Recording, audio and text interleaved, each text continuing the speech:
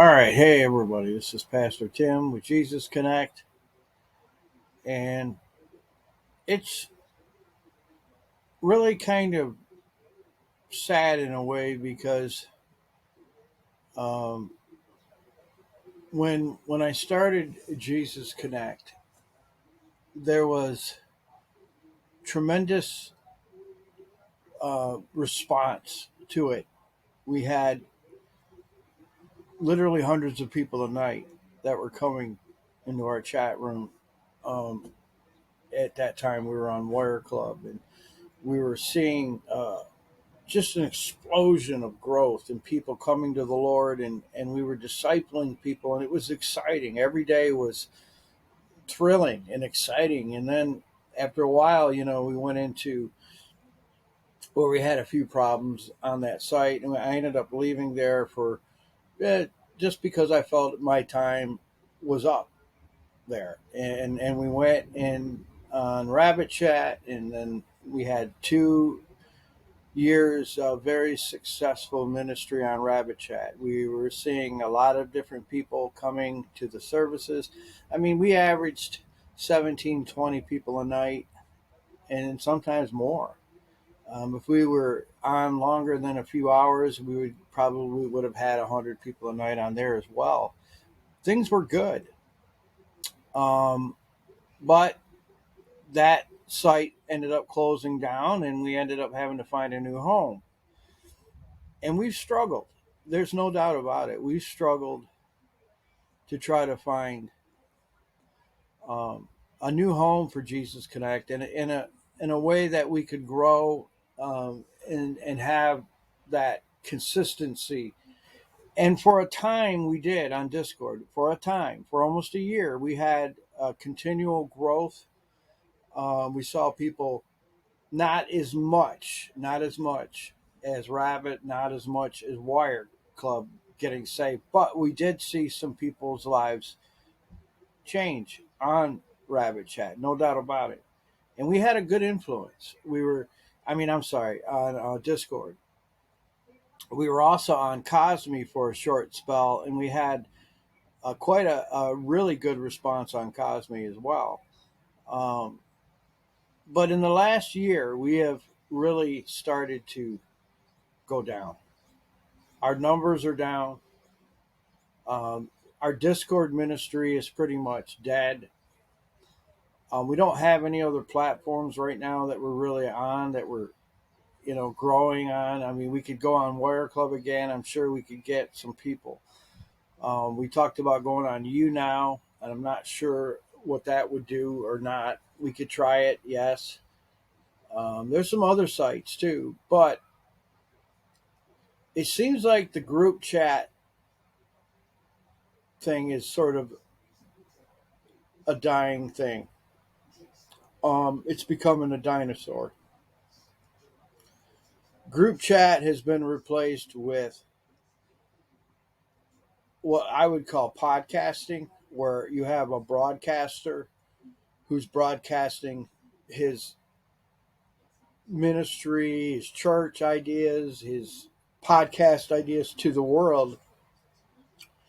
And there's a bunch of services out there that you could use.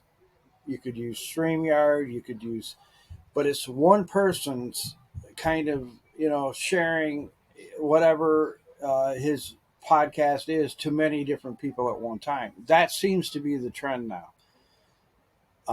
Group chatting it's I still believe there's a need for it, and I would love to see it, but it's very hard to keep it going because people are more now. They're tuning into podcast. They're tuning into TikTok. TikTok has really changed the landscape as far as communication. People can go on there and they can watch videos. They can watch their favorite. You can watch your favorite YouTuber, and it becomes like a show that you watch on TV, and you get glued into that. And pretty soon you're not. That takes over the need for group chat.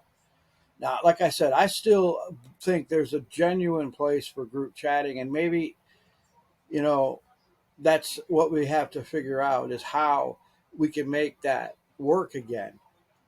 But as of right now, I've come here on the last month and a half, and literally we have maybe two or three of us here, and that's it. Um, I have to make tough decisions. And the hardest decision I have to make right now is that I think we're going to be taking some time off, a hiatus or a sabbatical or whatever you want to call it, from the group chat. Um, so the idea of Discord, using it, or the idea of using any platform for group chatting right now, is something that we're going to be putting on hold. Um, there is a possibility that I might do a Sunday night uh, church in the very near future on a different platform, but I don't want to say anything about that yet. I'm hoping and praying that you'll understand the decision is based on the fact that we just don't have anybody. Like, I'm here tonight, Tuesday night, for a meeting.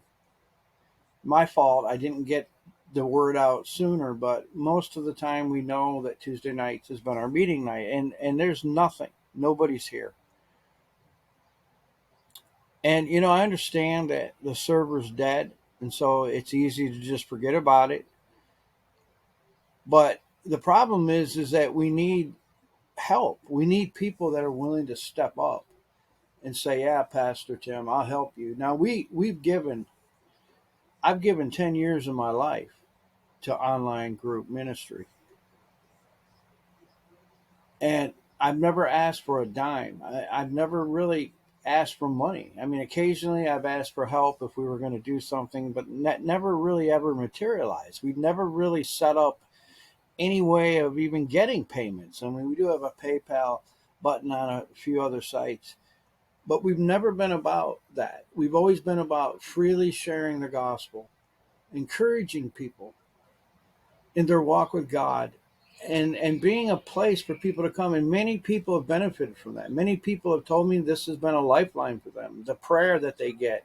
How many times have we prayed for people in this ministry? Now, I'm not saying all this to make anybody feel bad. I'm not saying this to make people feel sorry for me, or that's not what this is about. But it is to show that we have done an exceptional amount of stuff here by God's grace. I'm not saying we did it on our own or anything like that. We know it's God by His grace. But the word comes to mind, reciprocating. Reciprocating means to give back. If you've received something from Jesusconnect, to give back means to help in some way. And we did originally have help. In the beginning, we had a lot of help. But over the years, it's staggered off, and now we don't have any help at all. A couple of people, that's it. But that has caused me to have to make this decision because I can't do it all myself. I'm like a one man band, I've got the drums and the tuba and the guitar and the bass, and I'm doing all this stuff. I'm playing the guitar, I'm worship, I'm preaching, I'm doing all the outreach, and I'm getting no help. Now, part of it is my fault, and I blame myself for not being more proactive in getting people to help me, and asking people specifically, would you do this? Had I done that, it might have been better for us. And sometimes I did do that. And then, occasionally somebody would help, but then other people would say, yeah, they're going to do it. And then they never did. So basically, that's what happens online, sometimes out of sight, out of mind. It's unfortunate because I believe this ministry is needed. I believe it's necessary. I believe it is wanted. But unfortunately, if you were a part of Jesusconnect, and that's why I'm sending this video out to everybody that ever was a part of Jesusconnect, just to let you know the condition that we're in. Maybe you didn't know that we were struggling like this. Maybe you had no idea that our numbers were down. And if this is a time that you would say, Pastor Tim, I want to give back, what can I do? And you'd like to help in some way, let me know. That might trigger me to want to try harder to get this back. But I have asked people to help recently and have gotten no response. And I can take that one of two ways. I could say, Lord, maybe this is your will. Maybe you're leading me away from this now.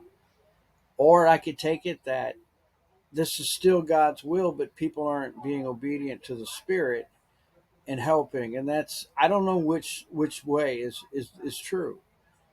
So my only thing I can do is I want to be productive in whatever I do for God. I want to make sure that what I'm doing counts for eternity. That everything I do is at least has the opportunity to lead somebody to Jesus or help somebody in some way.